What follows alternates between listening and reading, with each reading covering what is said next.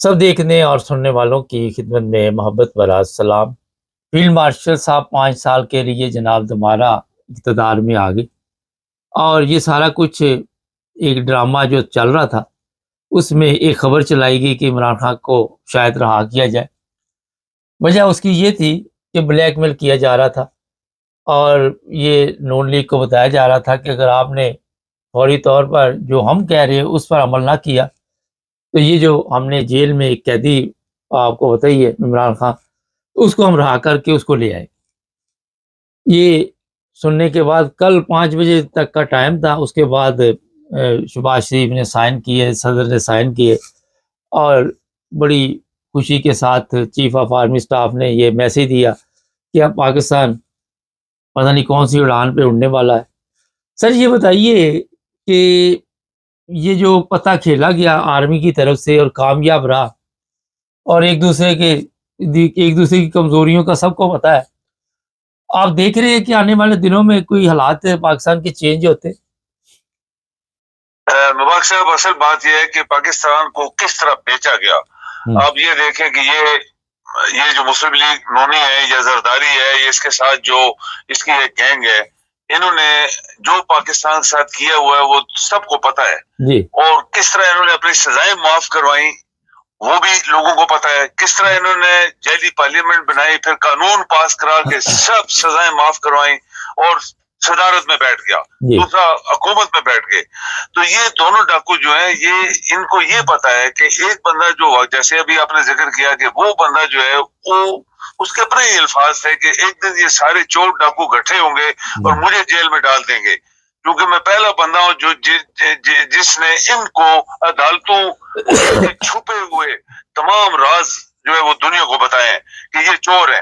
तो वो बात मुबारक साहब ये है कि ये इसके साथ आर्मी वाला मिल गया। अभी आर्मी का एक आप देखें, आप अगर मीडिया पे देखें तो इस बंदे की, जब ये मेजर था कोयटे में, तो इसके खिलाफ एक रिपोर्ट लिखी गई थी और वो उसका नाम पहले देखें, आसिम मनीर अहमद शाह, और इसका एड्रेस और फोटो, और नीचे लिखा है ये स्टाफ कॉलेज कोटे में कि ये बंदा डिसीवर है, डिसीवर, ही इज डिसीवर। ये इसके डॉक्यूमेंट में लगा हुआ है। तो डिसीवर का मतलब अंदाजा लगा ले कि ये कितना बड़ा, हमने एक बात की है कि ये साजिशी है, ये चापलूस है, ये खतरनाक है। तो ये किस तरह लेफ्टिनेंट जनरल बना, 4 स्टार जनरल बन गया, आज पता नहीं क्या क्या बनता जा रहा है। ये पाकिस्तानी कौम की गर्दन इन्होंने काट दी है, मरी कौम की गर्दन, टांगे, सर सब खत्म हो गया।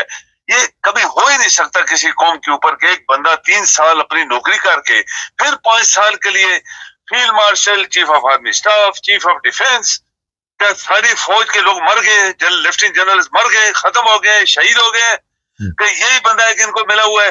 क्योंकि ये खुद चोर है और ये डाकू चोर इकट्ठे हो गए, तो इसको साथ मिला लिया है कि हमने भी तुम्हें बहुत चीजें दी है, तो तुम हमारे साथ मिल जाओ। तो हम इस मुल्क को, भुट्टो ने कहा था मैं 20 साल इस मुल्क को बेवकूफ बनाऊंगा, इस कौम को।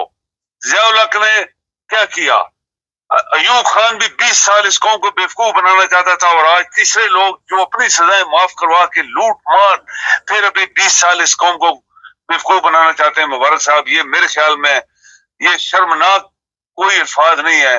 ये पाकिस्तान के लोगों के लिए बहुत बड़ी एक साजिश है जो ये लोग मिलके लोगों को दबाने के लिए, लोगों के हकूक मारने के लिए, लोगों को जुल्म करने के लिए, लोगों पाकिस्तान का पैसा खाने के लिए, इंसाफ नहीं मिल रहा, कुछ नहीं मिल रहा, इस्लाम है नहीं उस मुल्क के अंदर। मुबारक साहब, ये बहुत बड़ी दुश्मनी है पाकिस्तान के साथ जो इन्होंने कल खेली है। अच्छा, मगर आपको भी पता है कि इलेक्शन जो थे वो जितवाए थे और ये लोग पार्लियामेंट में आए थे। इसमें चीफ ऑफ आर्मी स्टाफ का एक अहम किरदार है, फौज को उस काम पे लगा दिया गया इलेक्शन चोरी करने पे। तो ज़ाहिर है एक डील इनकी हुई है और ये भी पता चला है कि इस डील में अगली जो वज़ीर आज़म है वो मरियम बनेगी और ये 10 साल तक ये जो लोग हैं ये गवर्नमेंट में रहेंगे, क्योंकि 5 साल के बाद जो अभी 3 साल बाद या 4 साल बाद इलेक्शन होने, वो भी इन्हीं के दौर में होगा, वो भी नून लीग को जिताए जाएंगे। तो बड़ी लंबी गेम खेलने के चक्कर में है। देखिए मुबारक साहब, ये इंसान के सही बात है। आप देखें कि इन्हीं लोगों ने किस तरह मुशर्रफ का जहाज अगवा करवाया था, किस तरह से कहते थे इंडिया ले जाओ इसको। यानी ये वो लोग हैं जो टलते नहीं है, कोई भी बड़े बड़े से बड़ा काम करने के लिए।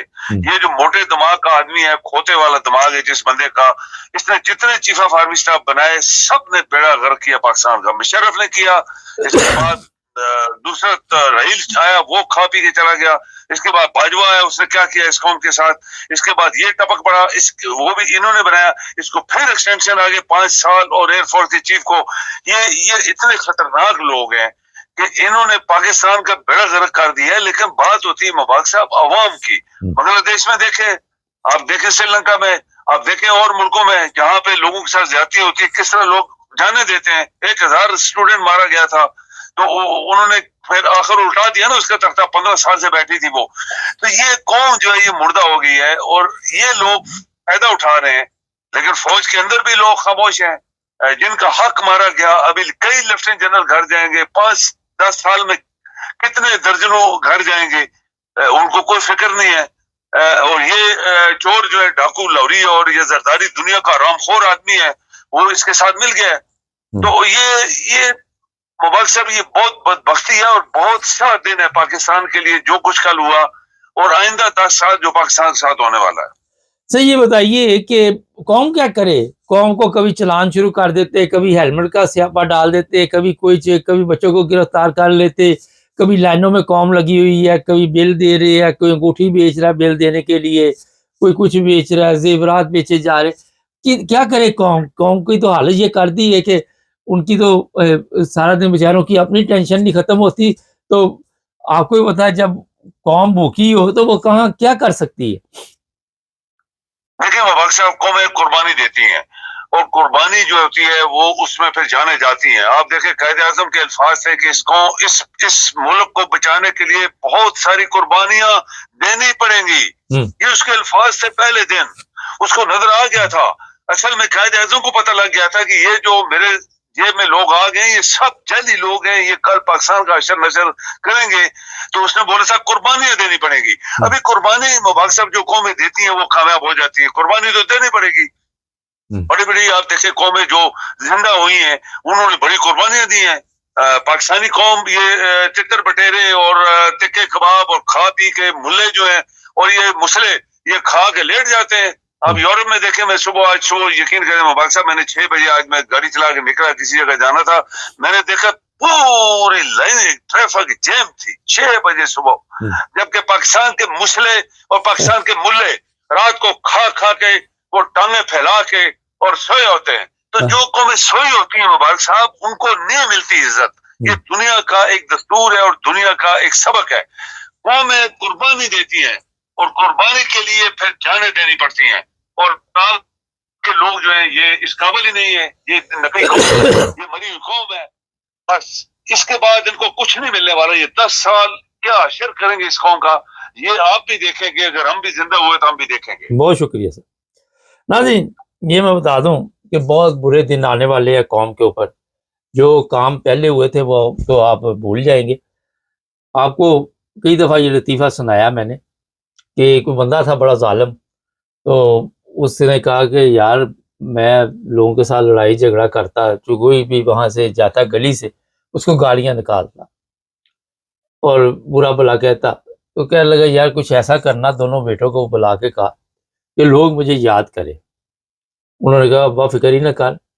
और फिर उन्होंने जहाँ पे अब्बा चारपाई डाल के बैठता था, गालियाँ निकालता था, वहाँ पे जो भी गुजरे उसको मारना शुरू कर दिया, डांगे पकड़ ली, कुटना शुरू कर देता। तो वो लोग कहने लगे यार इनका अब्बा बड़ा अच्छा बंदा था। अच्छा अब आ जाते, अब्बा बड़ा अच्छा बंदा था बाजवा साहब।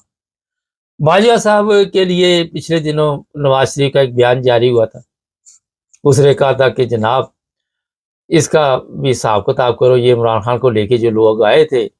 और ये खबर अभी सोशल मीडिया से हमें मिली है कि बाजवा को वहाँ से तितर बितर करा के दुबई भिजवा दिया गया है, जहाँ पे कोई फैमिली मीटिंग हो रही है। और आपको पता है मुशर्रफ को ही भिजवा दिया गया था और शायद इसमें ये सौदेबाजी कोई ना कोई हुई हो। और जो लोग कहते हैं कि फ़ौज अपने जर्नैलों की हिफाजत करती है, सारा कुछ आपको पता ही हमारे जहाँ पे हालात है वहाँ पे हेलीकॉप्टर भी गिर जाते हैं, मौसम भी अच्छा होता है, सब कुछ अच्छा होता है। अपने मफादात की खातिर अपने जिसको आप पंजाबी में या उर्दू में कह लो उल्लू सीधा कर ली, सारा कुछ किया जा सकता। तो जनाब ये जो कौम है तैयारी पकड़े, और अब ये लड़कियां, औरतें, जो भी है, उनके लिए मेरा ख्याल है कोई अच्छी खबर नहीं है। और जिस तरह उनके साथ सलूक किया जाएगा, और मेरा ख्याल है आप भूल जाएंगे हर चीज़। चैनल को सब्सक्राइब करें, जुड़े रहें हमारे साथ, ताकि और भी प्रोग्राम देख